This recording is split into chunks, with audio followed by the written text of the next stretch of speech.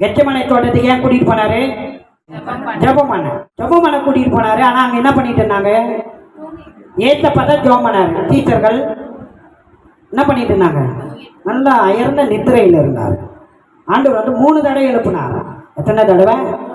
3 தடவை எழுப்பியும் நல்லா தூங்கிட்டு இருந்தாங்க. அவர் எழுப்பும் போதெல்லாம் சொன்னாரு, நீங்கள் சோதனைக்கு உட்படாதபடிக்கு விழித்திருந்து ஜெபம் பண்ணுங்க. பாருங்க, நம்ம ஜெபிக்காம உபவாசிக்காம தூங்குறதும் தின்னுறதும் ஏந்துக்கிறதும் வர்றதும் போறதுமா இருந்தோம்னா, நான் சொல்றேன், பிசாசு என்ன பண்ணுவானா? சத்துரு என்ன பண்ணுவானா? தீங்கை கொண்டு வந்து வீட்டுல வைப்பானா. மனுஷர் நித்திரை பண்ணுகையில் அவனுடைய சத்துரு வந்து கோதுமைக்குள் களைகளை விதைத்து விட்டு போனான். நம்ம அளவுக்கு மிஞ்சி தூங்கிட்டோம்னு வச்சுங்களேன், பிசாசு வந்து களையை விதைப்பான்.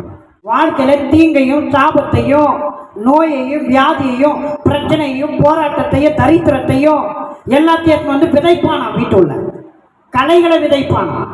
அப்போ அவன் உள்ள வரக்கூடாதுன்னா நீங்க எப்படி இருக்கணும்? வெளிச்சமா இருக்கணும்.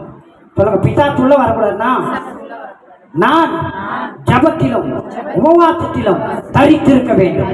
நான் அப்படி இருந்தால் பிசாசு என்கிட்ட இல்ல, என் எல்லையிலே வர முடியாது. என் எல்லையிலே வர முடியாது.